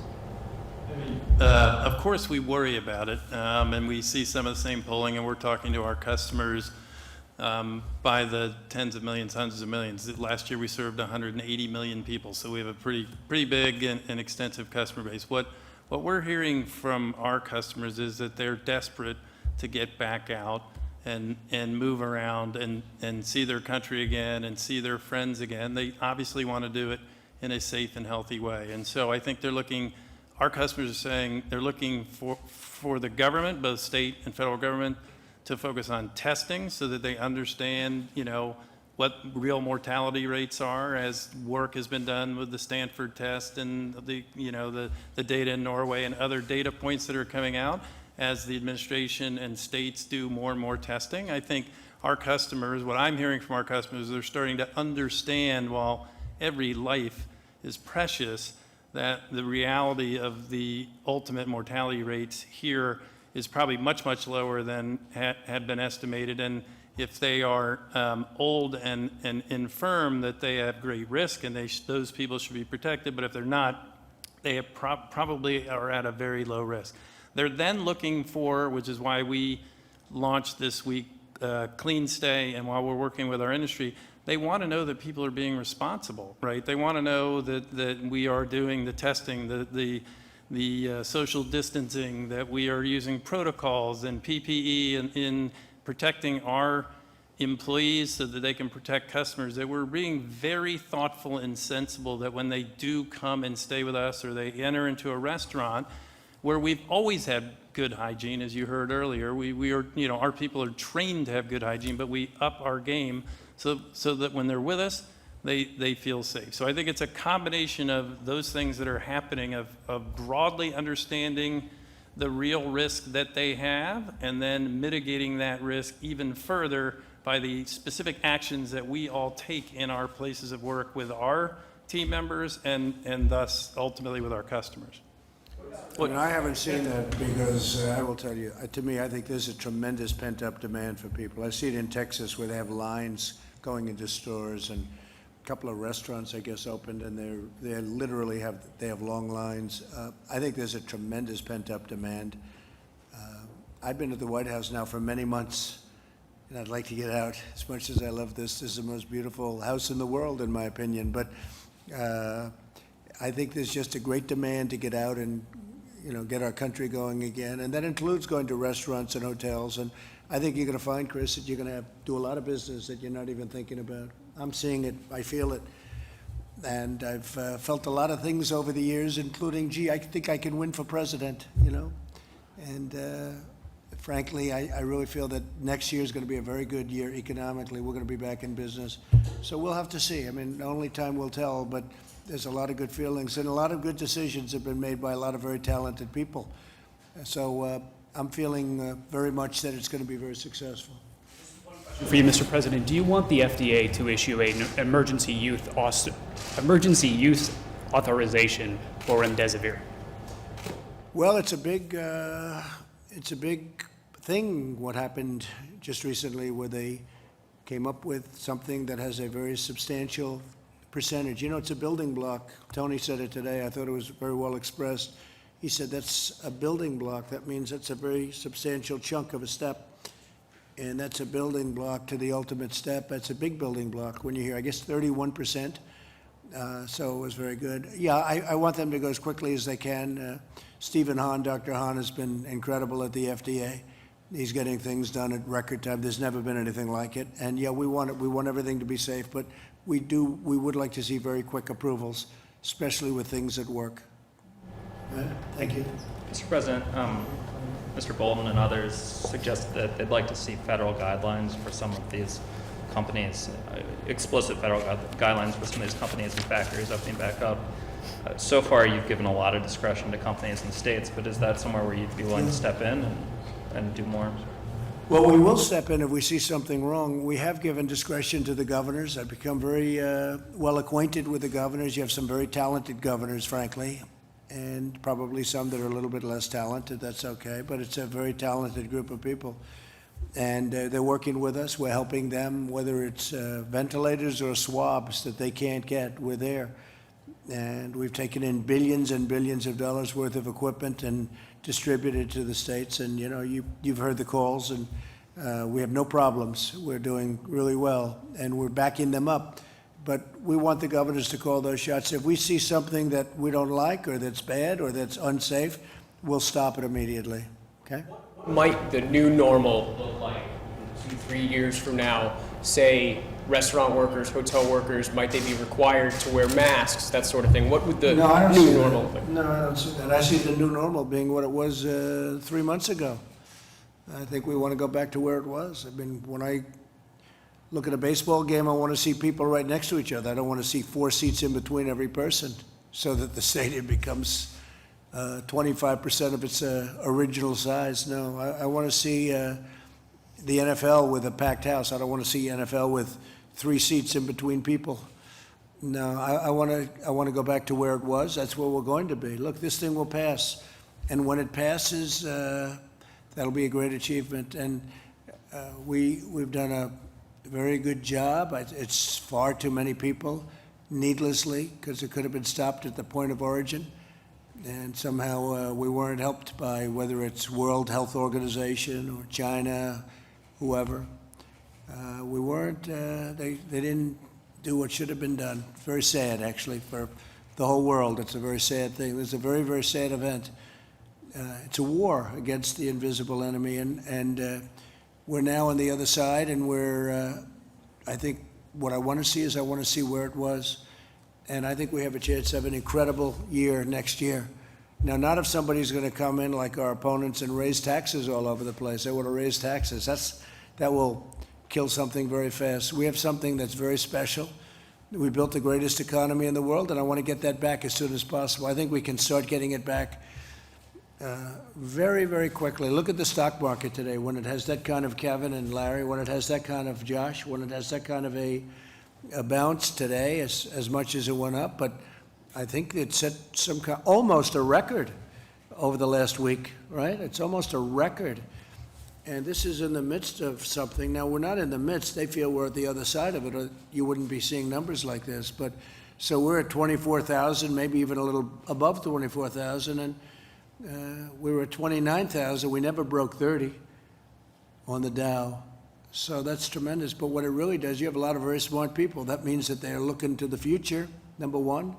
And I look at it as jobs. I also look at it as sort of guidance. It's a guidance in a sense. It's the stock market. Who would think you could have a stock market at 24,000 after we've gone through the worst pandemic since 1917? That's over 100 years. You know, it's the worst since 1917. So I think that's a great indicator. There are a lot of very smart people that understand that world very well, and they have a lot of confidence in it. And that's some of the companies that we hear, public companies, but it means jobs.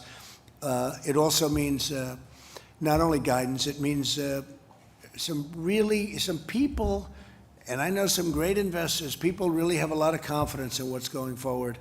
And that's what I see, and that's where I want it to be, okay?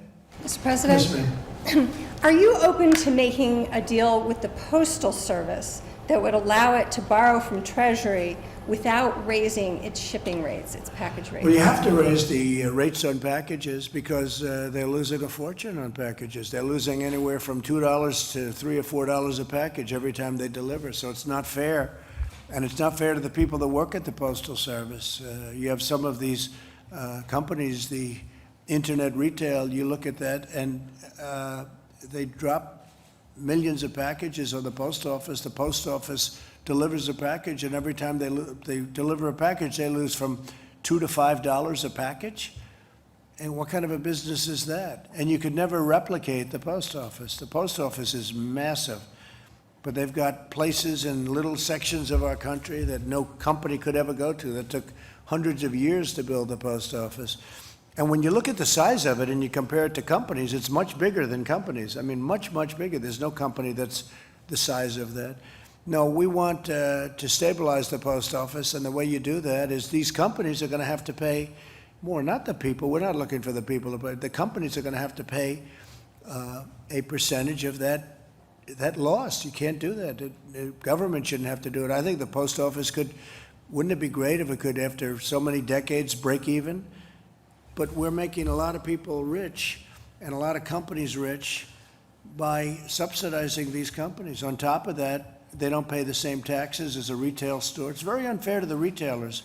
You look at these stores, the retail stores are being just clobbered, and there are so many disadvantages. But no, when we deliver a package at the post office, every package it delivers, they lose a lot of money. And that's not fair. Those companies should pay for it. Steve?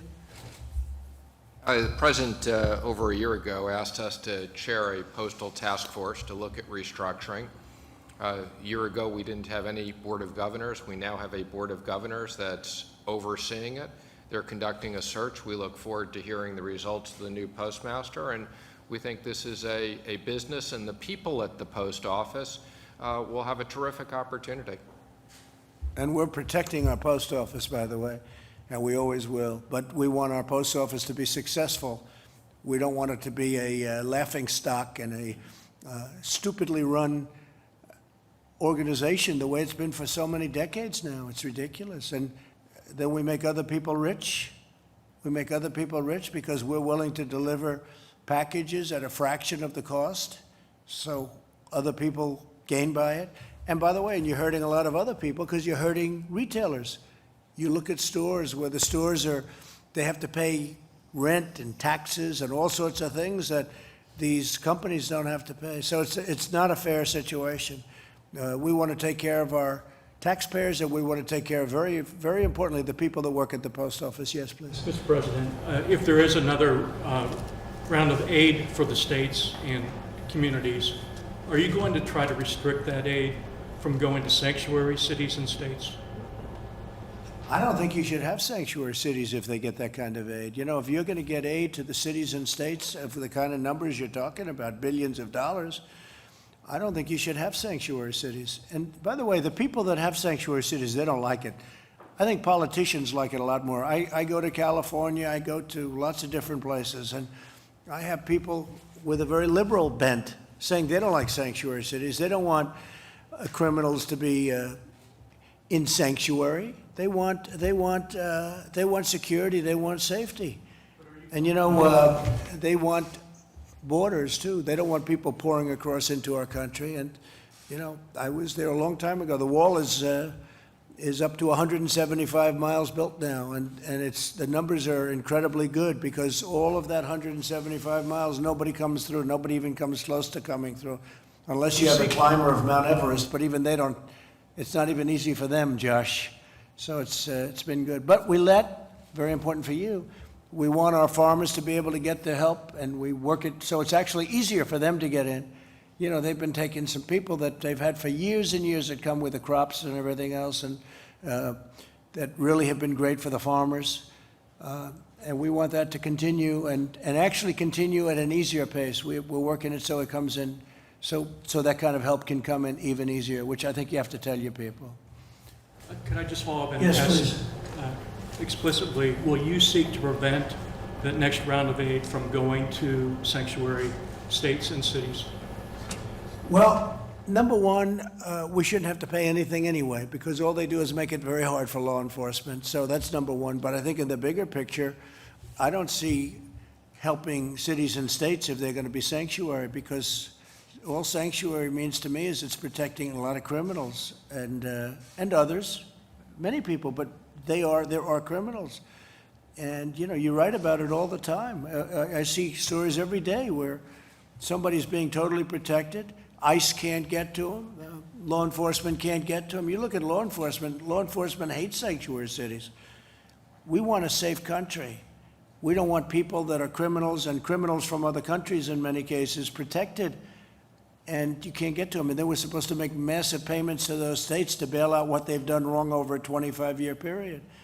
So we'll see. That'll be a subject that will be discussed, certainly, sanctuary cities. I think maybe it was brought up yesterday, and I made the statement, and people were surprised to hear it, but they shouldn't be surprised. Okay? Thank you. Mr. President, when would you like the country to fully be reopened to the way it was before, as you mentioned? Well, we talked about it, and very strongly Josh mentioned safety. Have to have safety. But at the same time, people want this country open. The people here want it open.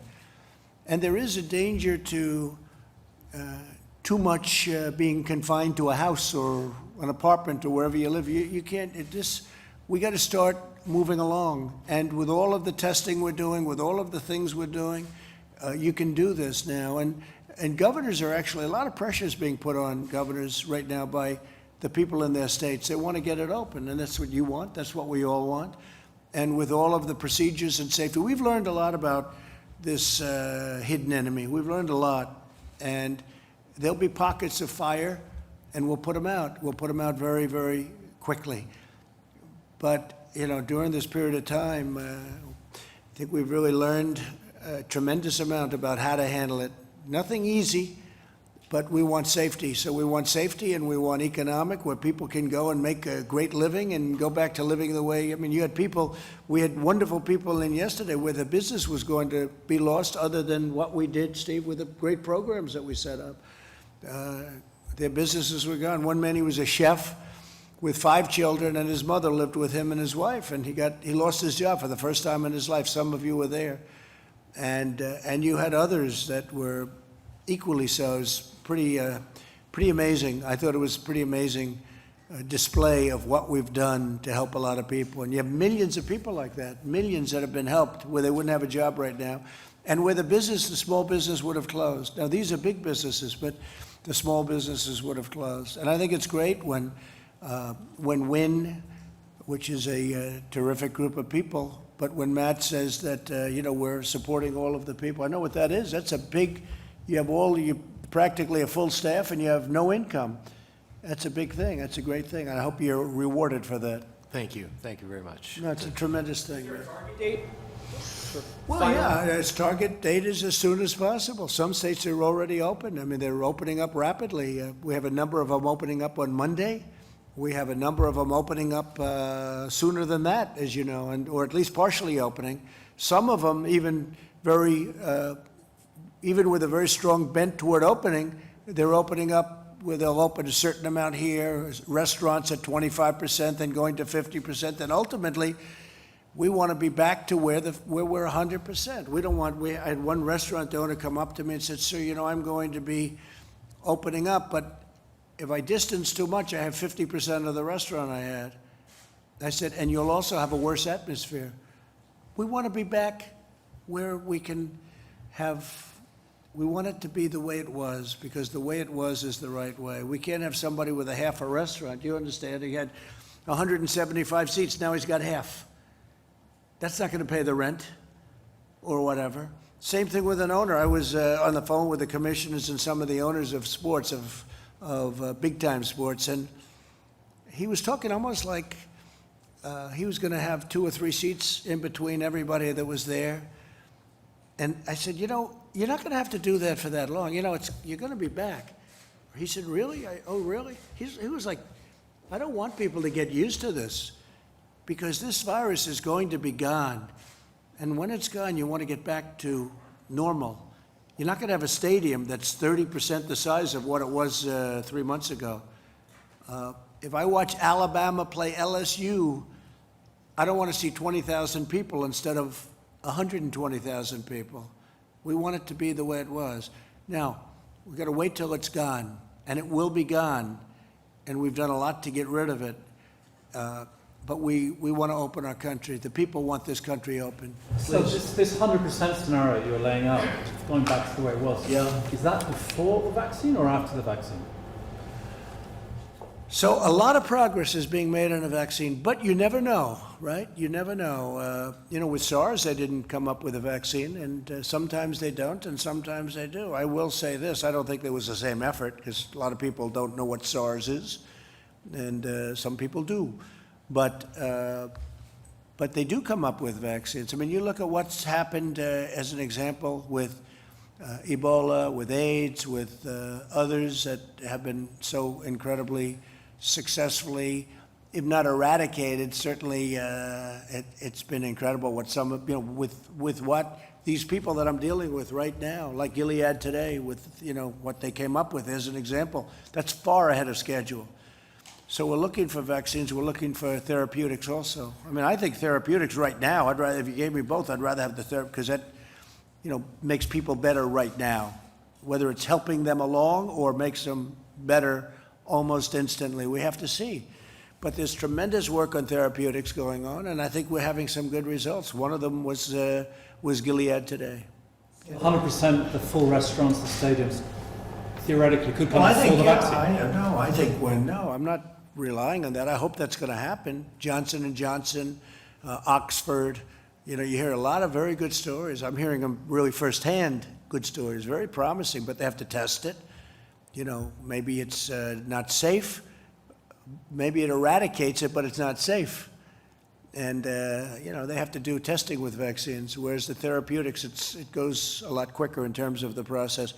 No, if you don't have a vaccine, if the virus is gone, we're like we were before. But having a vaccine would be a great thing. And I think we're going to get there in this case, just based on what I know, but we'll see what happens. Look, the Gilead research has been, I mean, that's gone so fast. That's gone at a level of speed that nobody's ever seen before.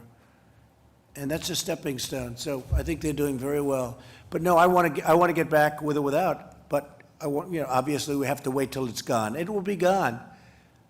And we want to be back to where we were, yes. Without a vaccine, sir, why do you think the virus will just be gone? It's going to go. It's going to leave. It's going to be gone. It's going to be eradicated.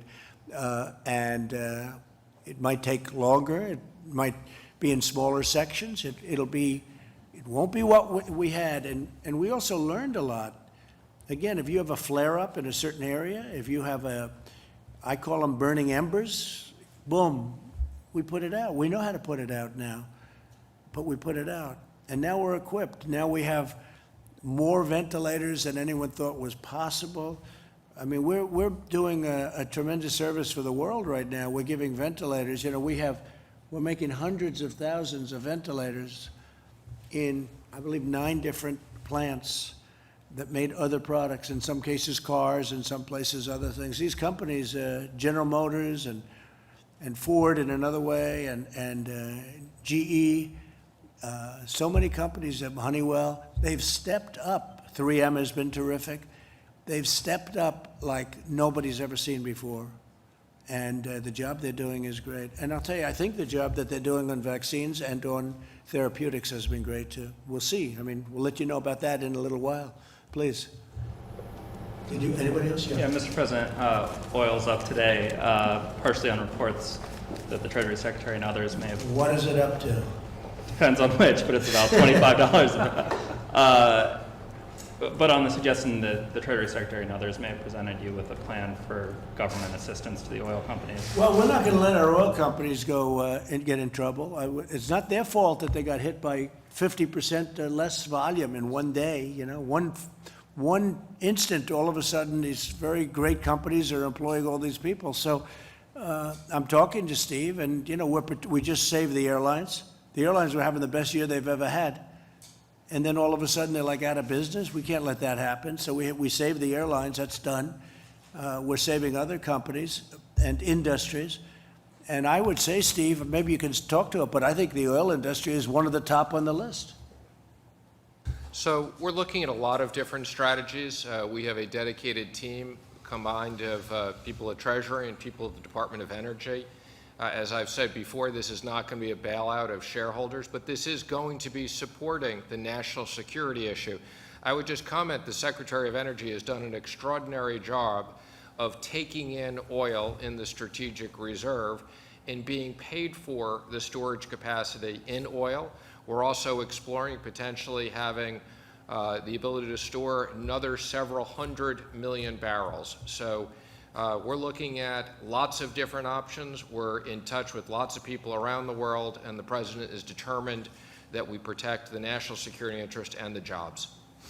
Announcement this week about. Well, we had a very interesting thing because we had a lot of capacity, meaning you can fill it up in the national strategic reserves, and you know, it wasn't full.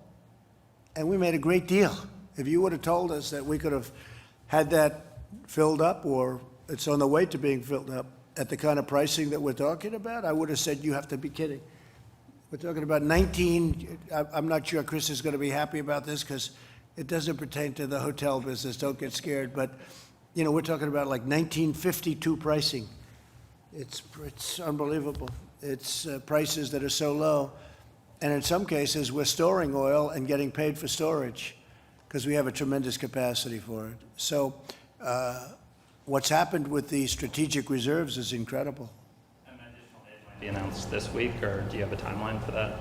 Say it. Additional aid might be announced this week, or do you have a timeline for it? On that? For oil companies. Well, you mean a plan Yeah. to help them out? Yes. I would say shortly. I mean, right now we're dealing with some of the big ones, but the big ones are very strong. They've been very strong over the years. I think that they're not going to have the problem. But we have a lot of great people and a lot of great jobs in Texas and Oklahoma and North Dakota and other states that are great. It's energy. It's not. I don't even call it oil. I call it energy. This is the backbone of the world, really. You know, you can talk all of the green. I'm all for green. But the green can't power these massive factories that are being built in this country. It just can't. The windmills aren't going to be able to do it, and solar's not going to be able to do it. I love solar, but it's not going to be able to do it. And, you know, we're getting it for the right price, but we're not going to we're energy independent. We're not going to let our energy industry down. We're not going to let them, and it's not our fault. It's not their fault. But we're not going to let anything happen to them, so we're working on that very hard. I think protecting energy and energy independence, to me, that's a very big part of what happened. You know, energy has really helped me turn this country into the economic power that it's been, and we're not going to let that go. And sure, it's going to have a couple of bad years. We have a tremendous oversupply. The reason we have the oversupply, though, number one, it was a very efficient business. And but the reason we have it is because the demand got cut in half one day by this plague. One day, all of a sudden, take a look at the roads. It goes from packed highways, everybody traveling, going all over, to no cars on the road. I mean, that was 25-30% right there. But then there's other things, factories that aren't working right now because of this. We did a great thing last night. using the powers that we have to make sure that the processors and all of the delivery of our food chain, that it was protected and safe. And those people, we were on the phone with all of them this morning, pretty much all of them, as you probably know. They were cheering, literally cheering over the phone. We did some good moves, not money moves so much as common sense moves, because they were being hurt by stupidity. And we have them really back online. So I think that we put out, that's called burning embers too. We put out a fire. So there'll be plenty of meat and pork and everything that you want, yeah. And Mr. President, you said you were anxious to get out of the White House. Might we see some travel in the next week or so? I think so. I think I'm going to Arizona next week, and we look forward to that. And I'm going to, I hope, Ohio very soon. And we're going to start to move around, and hopefully in the not too distant future, we'll have some massive rallies and people will be sitting next to each other. I can't imagine a rally where you have every fourth seat full, every 6 seats are empty for every one that you have full. That wouldn't look too good. No, I hope that we're going to be able to do some good old-fashioned 25,000 person rallies where everyone's going wild because they love our country. Okay. Expect that to happen? Well, I'm going to Arizona, and that's a little bit different. That's having to do with industry, because it's too soon for the big everybody get together and stand next to each other crowds. But that'll be next week. I don't know. It'll depend. It also depends on states. You have different states. Some states are really in great shape now, and some states will be in great shape. But a lot of progress has been made. A lot of progress has been made. It's pretty incredible. Even if you look in New York, I spoke with Governor Cuomo at length today, and they're on that other side of the curve, a lot less. It's been hit very hard.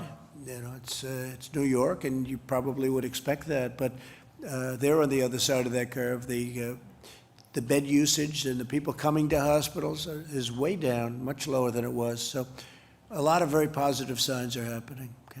So, President, do you expect to be able to hold rallies before the election? Do you think hope so. I hope so. Look, we have a tremendous pent-up demand. They love what we're doing. They don't want to have taxes raised. They don't want to have stupid things happening. They like the trade deals. We've made great trade deals. I mean, the greatest trade deals ever made in this country. And that's what they want. And we have a lot of them that were lined up and ready to be done, right, Kevin? We have deals that were lined up with countries ready to be done that were so good for our country, so good for our workers. And then this scourge came along, and, that's the last thing people are thinking about right now. It's, we put them on hold for a little while. But no, I hope to see football games and baseball games and basketball. Now, for basketball, you're going to have a little bit of a time. I don't know what they're going to do. Maybe they'll be able to play sort of toward the finals or the playoffs or whatever they're doing. I saw baseball's doing something very unusual. I don't know if I agree with that. I'd like to see the Yankees play at Yankee Stadium. I see they have some ideas for baseball that are very different. I guess I'm a traditionalist, but I think they'd be able to play at Yankee Stadium with obviously smaller crowds, and then the crowds would start to build as things get to be a little bit better. But no, I think you're going to see some big things happening. And again, this is going away. This is going away. I think we're going to come up with vaccines and all, but this is going away. And when it's gone, we're going to be doing a lot of things. And again, you have to look other areas. There are areas, we all look at New York, and we see New York and New Jersey and some of these very high-density places where they're doing a very good job. It's just, it's not easy. But you have areas that are really at a very low point and really heading, I always say, heading south quickly. And that's what we want. So we'll see how it all works out. I think it's working very good. How about one more? Anybody else? Just on that point of this going away, not to belabor the point, but isn't it going away because people are staying in their homes and people are not traveling, and once they come back out, there's no evidence that it would go away? Maybe that's it. And I cannot tell you how dedicated the people of this country have been in terms of that. Yeah, one thing, if you stay in your home, you're not catching it. If you stay in your place and you don't go out, and which is what people were doing, but they want to go out now. They want to get back, and They want to do what they have to do, and some of the facts are coming out, and we did all the right moves. I tell you, we wouldn't do, we were talking to Mike before. If we didn't do what we did, you would have had 1 million people die, maybe more, maybe 2 million people die. And if you think that we'd be at 65 or 70 or 60 or whatever the final number would be, 1 is too many. I always say it, 1 is far too many. This should have never been allowed to happen. Should have been stopped a long time ago before it ever got here or to other countries. But if you really think about it, you could have had, I take a look at Elmhurst Hospital, or I take a look at some of these places that I know growing up in Queens, and I know Elmhurst Hospital, I know these places very well, like the back of my hand. And you'd see body bags lying all over the hallways and outside and going into refrigerated trucks. And multiply that number by 10 or 20, if we didn't do what we did, it wouldn't be acceptable. It wouldn't be sustainable. Nobody would have accepted that. It would have been a terrible thing. We've done it right. I can't believe how incredible the American people have been, because they went out and they really did this, Chris. You know, when you think they went out and they did what they had to do. You know, every once in a while, a country like Sweden will be thrown out, or Brazil. Now, Brazil's having a hard time because they're having a hard time. But Sweden, the people in Sweden, they're not running around and shaking hands and hugging and kissing each other. You know, the bars are closed and the people are staying in the house. The prime minister doesn't have to say in Sweden, stay in your house. The people stay there automatically. And, you know, they're using that as an example. But they've been hit hard. They've been hit hard. But again, you call it automatic. I mean, it's automatic distancing, it's automatic protection. But places were closed, the bars were closed. You can't stand at the bars, you can't do certain things. You know, what we did is a great tribute to this country. But if we lose 65,000 people, it's so crazy to say it, it's just so horrible. But if we lose 65,000 people, and instead of that going the other route, we would have lost 1 million or 1.5 million or 2 million, it's possible. It's possible that you lost more. But could you imagine, look how horrible it is to lose 65 and then multiply that times many, many times. That would not be sustainable. So I think with all of that, I want to just thank everybody, and I want to thank these business folks are just tremendously talented people. People have no idea how talented they are, the job they do, and we're getting our way back, and we're getting our way back, I think, much faster than people think, and I think it's going to be a much more successful launch than anybody would have thought. I really think next year is going to be a tremendous year, and I think the fourth quarter is going to be, Larry, I think the fourth quarter is going to be fantastic. I can feel it. I feel great. Thank you. Yeah, I can feel the demand. It's going to be really fantastic. Thank you very much, everybody. Thank you.